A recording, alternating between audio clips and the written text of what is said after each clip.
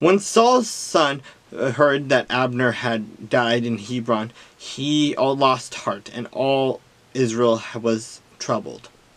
Now Saul's son had 2 men who were captains of the troops. The name of one was Banan, and the name of the other was Rechab, the sons of Rimmon and Beerothite, of the children of Benjamin. For Beeroth also was part of Benjamin, because the Beerothites fled to Gittim and have been sojourners there until this day. Jonathan, Saul's son, had a son who was lame in his feet. He was 5 years old when the news about Saul and Jonathan came from Jezreel, and his nurse took him up and fled. And it happened, as she had haste to flee, that she fell and became lame. His name was Mephibosheth.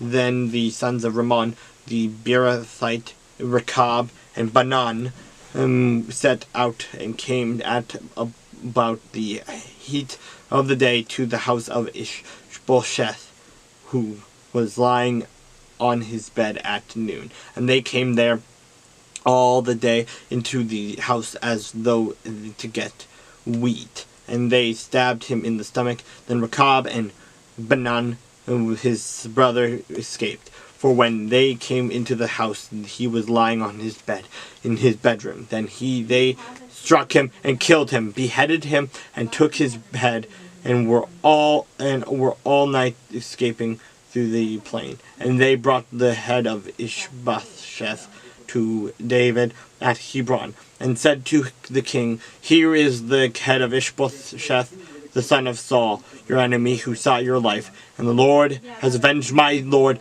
the king, and this day of Saul and his descendants." But David answered Rechab and Banan, his brothers, the sons of Rimmon and the Beerothite, and said to them, "As the Lord lives, who has redeemed my life from all adversaries, when someone told me, saying, 'Look, Saul is dead,' thinking to have brought good news, I arrested him and had him executed in Ziklag, the one who thought I would give him a reward for his news. How much more when wicked men have killed a righteous person in his own house on his bed? Therefore shall I not require his blood at your hand and remove you from the earth?" So David commanded his young men, and they executed them, cut off their hands and feet, and hanged them by the pool in Hebron.